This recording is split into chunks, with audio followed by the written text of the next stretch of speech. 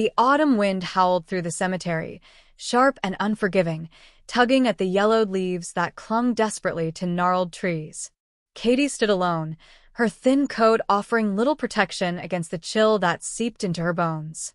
Her eyes, red from crying, followed the slow descent of her grandmother Maria's coffin into the cold earth.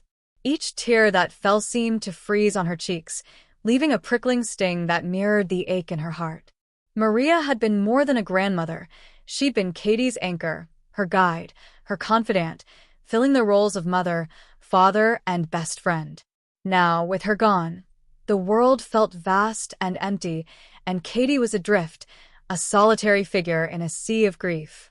Across the cemetery, her sister Lena stood like a shadow from another life, tall, poised, her elegant black suit impeccable against the somber backdrop.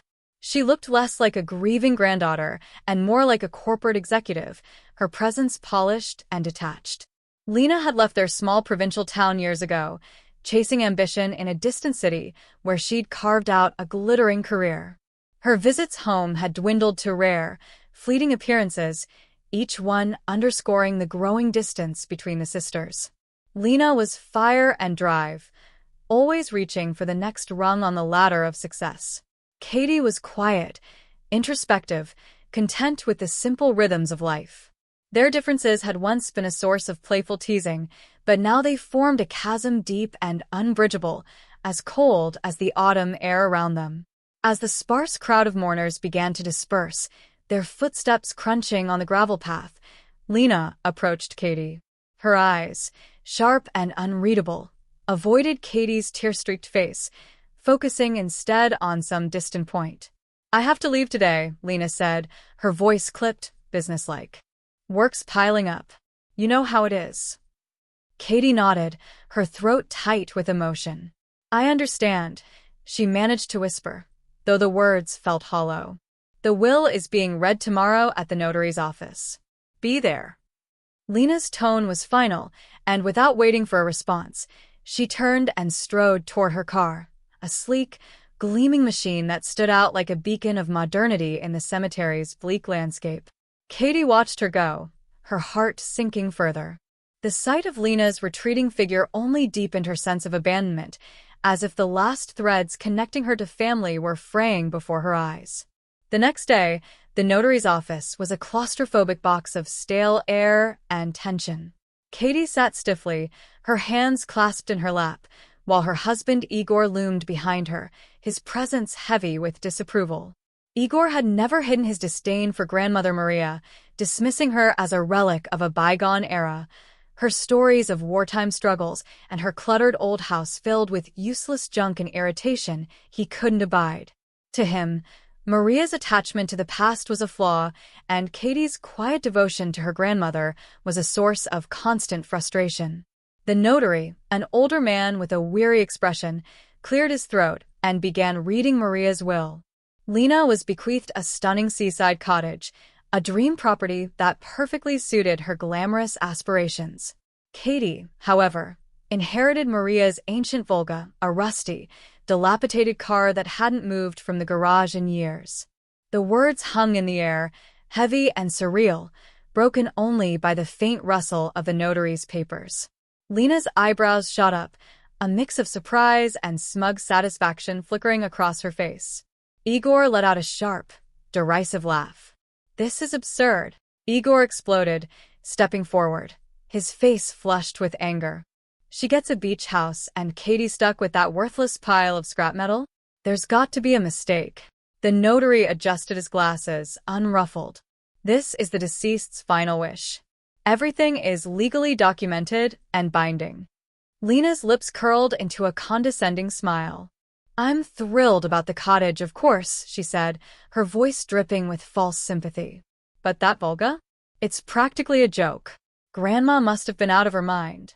Katy sat in stunned silence, her mind a whirlwind of confusion. Why had Maria made this choice? The Volga was a relic, its paint chipped and faded, its body pockmarked with rust. In her childhood, Katy had loved listening to Maria's stories about the car, tales of dusty roads and secret errands, but those memories felt like fragments of a dream, distant and half-forgotten. What was her grandmother trying to tell her through this strange bequest? Back home, Igor's rage boiled over in their cramped living room. He unleashed a torrent of venom, his words cutting deeper than any autumn wind. "You're useless, Katie," he shouted, grabbing her shoulders, his fingers digging into her skin. "You can't even inherit something worth a damn. Who needs that rusted-out wreck?" Katie tried to protest, her voice trembling. "It's not my fault, Igor. I didn't ask for this." But Igor was deaf to her pleas, consumed by greed and fury. "Pack your things and get out," he roared, shoving her toward the door.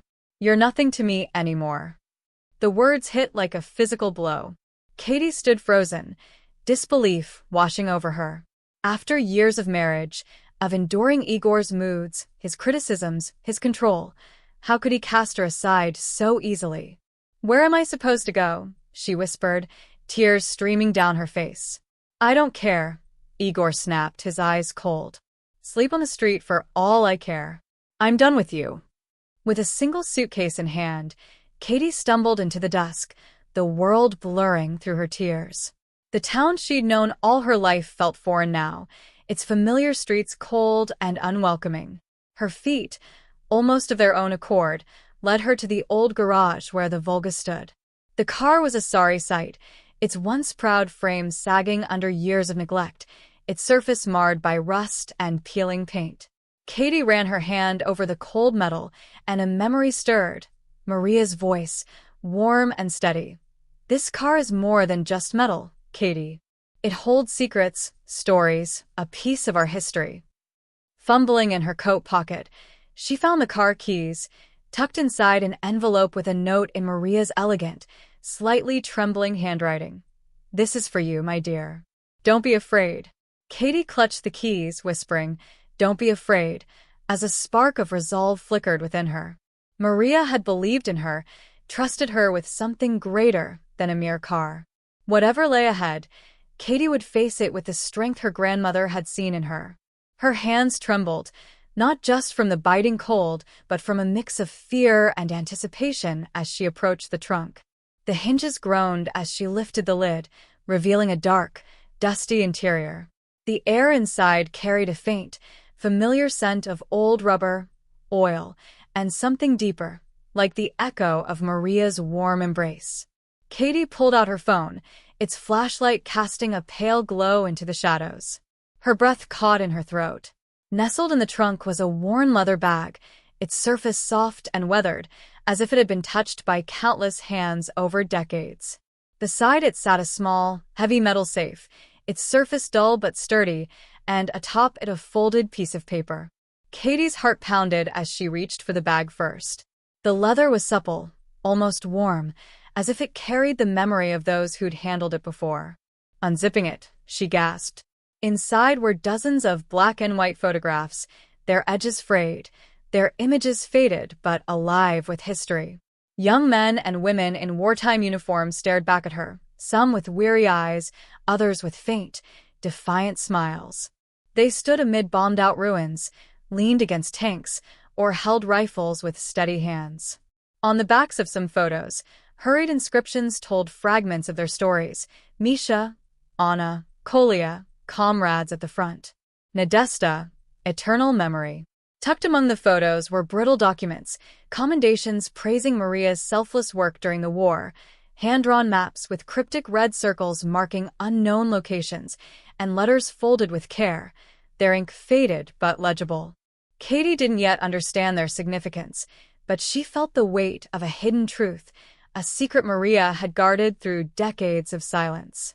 Her hands shook as she turned to the metal safe, its combination lock unyielding under her fingers. She hadn't found a key, and no amount of force would budge it. Setting it aside, she unfolded the paper, a letter in Maria's familiar script, its rounded letters trembling slightly, as if written in haste. My dearest Katya, if you're reading this, I'm no longer by your side. Don't fear what you find in this car. It's not just an old relic, it's a vessel of memory, a testament to those who gave everything for a homeland. Inside the safe is gold, hidden from the Nazis during the war, used to save countless lives. Now, It belongs to you. Decide its fate, but know this. Its true worth lies not in its shine, but in the stories it carries. And a word of caution, don't trust Lena. She's always chased wealth and status, blind to the deeper meaning of what I've left you. This is yours alone. Be brave. Katie sank to her knees beside the car, clutching the letter to her chest as tears spilled over. Her grandmother, so quiet and unassuming in life, had been a heroine, a keeper of secrets, a guardian of history. It was almost too much to comprehend, like stepping into a story that belonged to someone else. She stared at the safe, its contents a mystery. Gold. Why had Maria entrusted it to her, not Lena, who seemed so much more capable, so much more confident? What was Katie supposed to do with this legacy?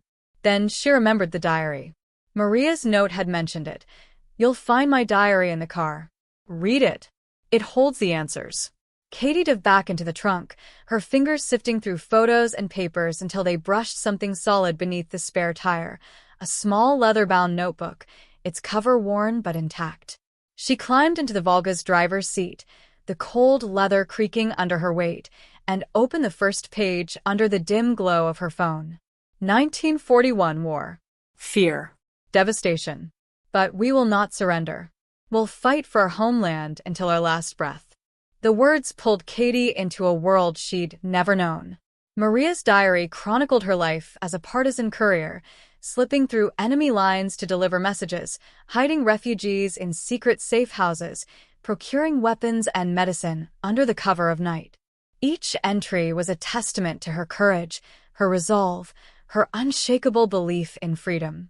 Katie read, spellbound, discovering a grandmother she'd never fully understood, a woman who faced death daily, with a fire in her heart. One entry about the gold stopped her cold. Before the war, a wealthy merchant, sensing the coming darkness, had entrusted Maria with a cache of gold coins and bars meant to be safeguarded until better times. He died in battle, leaving Maria as the gold's keeper. She used it to fund the resistance, bribing traders, freeing prisoners, saving lives. This gold isn't mine, Maria wrote. I'm its keeper, entrusted to ensure it serves our people, our homeland when the time comes. Katie read late into the night, the car's dim interior her only shelter from the world outside. The diary revealed Maria's sacrifices, her family's resilience, the war's brutal toll. It was a window into a life of quiet heroism, of choices made under impossible circumstances. Maria's trust in Katie felt like both a gift and a burden. Why her? What was she to do with this legacy? How could she honor it? And how could she face Lena, who dismissed their grandmother's memory with such casual disdain? Exhausted but resolute, Katie knew she couldn't betray Maria's trust. The next morning she began calling local museums, her hands trembling as she dialed. Their small town had only two, a local history museum and an art museum. The art museum's receptionist listened politely before redirecting her to the history museum, where a young historian named Dmitri answered.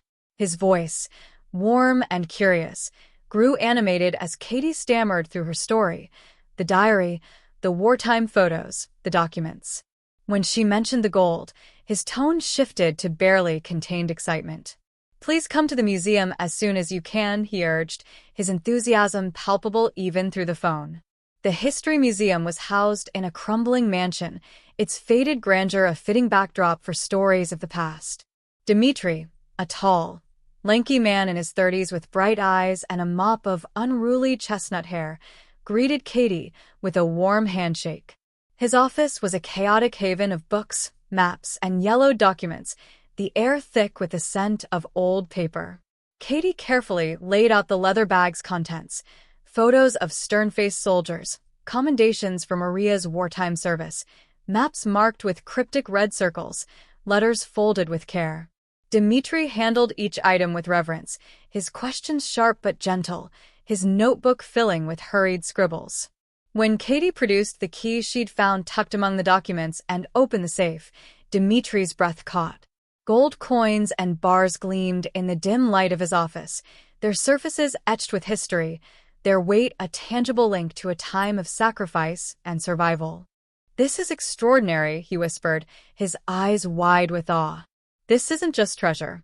It's a piece of history, a story that needs to be told." For days, the museum buzzed with activity.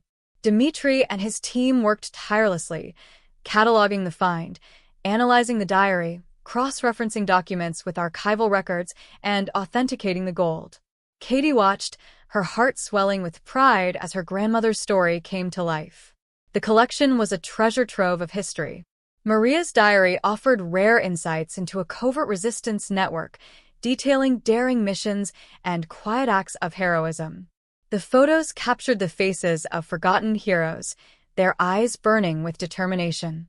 The gold, once a lifeline for the desperate, now stood as a testament to their courage. Word of the Volga treasure spread like wildfire. Local newspapers ran front-page stories, TV crews descended on the town, and websites buzzed with speculation. Journalists hounded Katie for interviews. Historians sought her insights. Locals shared their own memories of Maria, a quiet woman whose strength had touched countless lives. At first, Katie shrank from the attention, her shyness a barrier. But as she spoke of Maria's bravery, her voice grew steadier, her words infused with pride. She was telling her grandmother's story, preserving her legacy for the world. Igor, predictably, slithered back when he heard of the gold. His calls and texts flooded Katie's phone, each one dripping with false remorse, promises to change, and thinly veiled greed. But Katie saw through him now, his cruelty, his manipulation, his emptiness. "You think I'd go back after what you did?" she told him during one call, her voice steady and cold. "I'm not that woman anymore, Igor. I found my strength." Lena, too, reached out, her tone deceptively casual. "We should decide together what to do with the gold," she suggested, as if she hadn't mocked the Volga as a worthless heap days earlier. Katie, with a bittersweet smile, reminded her of her disdain for their grandmother's memory. "I've made my choice, Lena," she said firmly. "The gold, the diary, everything, it's going to the museum. This isn't about money. It's about honoring Maria's legacy." Lena's response was a furious tirade, accusing Katie of squandering a fortune, of being naive and foolish. But Katie tuned her out, her resolve unshaken. She knew she was doing what Maria would have wanted, a choice rooted in love, not greed. With her belongings packed, Katie slid into the Volga's driver's seat. The car, once a symbol of her supposed failure, now felt like a chariot of liberation, its creaking frame a reminder of her grandmother's enduring presence. She drove to the museum one last time, thanking Dmitri and his team for their dedication. "You've done something incredible, Katie," Dmitri said, his handshake warm and sincere. "Your grandmother would be so proud." Katie smiled, her heart full. She knew he was right. As she drove out of town, the sunset painting the sky in hues of gold and crimson, the weight of her past began to lift. The road ahead was uncertain, filled with challenges. But Katie was ready. She carried Maria's memory, her courage, her belief in a better future. She was no longer the timid woman Igor had discarded. She was Maria's granddaughter, a descendant of a heroine. And she too was fearless. In her new city, Katie built a life of quiet contentment. She rented a cozy apartment in a peaceful neighborhood, its windows overlooking a tree-lined street far from the chaos of her past. Her job as a paramedic at a modern clinic brought purpose. She loved helping people, especially the elderly, whose resilience and stories reminded her of Maria. Her colleagues respected her skills, and her patients greeted her with gratitude, their smiles warming her heart like sunlight after a long winter. For the first time, Katie felt truly free, free to make her own choices, to shape her own destiny, to live without fear. She thought often of Igor, of the years she'd spent under his shadow, enduring his insults, believing she deserved them. How had she let herself stay so long? It wasn't love, she realized, but a trap of dependency on his approval, his money, his false strength. Now she was her own anchor, her own strength. And the realization filled her with a quiet, unshakable joy.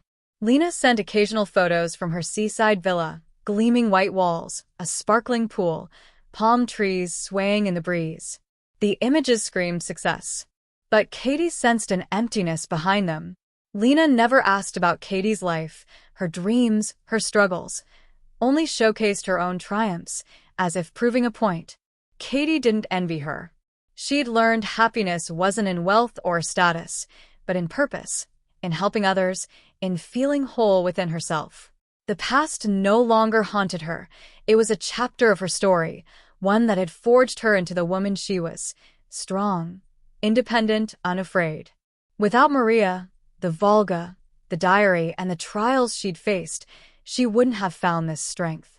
She regretted nothing. In her free time, Katie dove deeper into her family's history. She contacted archives, pored over documents, and spoke with elderly villagers from Maria's hometown. She learned Maria had been a vibrant young woman, a poet and scholar with dreams of teaching, dreams the war had stolen. As a nurse, she'd braved battlefields to save soldiers. As a partisan, she'd risked everything to fight for freedom. After the war, she'd rebuilt her village, teaching children and nurturing a community with her quiet strength. One day, Lena called, asking to visit. Katie welcomed the chance to reconnect, hoping to bridge the gap between them. When Lena arrived, she was different, less guarded, more vulnerable. Over tea, she opened up about her loneliness, her dissatisfaction despite her wealth. "I thought the cottage would make me happy," she admitted, her voice breaking. "But I feel so empty." Katie listened, her heart softening. "I've been there, Lena. But I've learned happiness comes from within, from doing what matters, from love and connection." Lena's eyes glistened with tears. "You're right. I've been chasing the wrong things." The sisters spent days together, wandering the city, visiting museums, laughing over childhood memories. They grew closer, rediscovering the bond they'd lost when Lena left. She hugged Katie tightly. "Thank you for everything. I love you." "I love you too," Katie replied, smiling. With Lena gone, Katie felt a new warmth in her heart. She wasn't alone. She had a sister, a family, a connection that would endure. She vowed to nurture it, to support Lena, as Maria had supported them both. Katie's life moved forward with purpose. She worked, researched her family's past, and helped those around her. Each day, she felt Maria's presence, her pride, her love. Driving the Volga through her new city, its engine rumbling like a heartbeat, Katie knew she was exactly where she was meant to be. A woman shaped by her grandmother's legacy, ready to face the world with courage, hope, and an unbreakable spirit.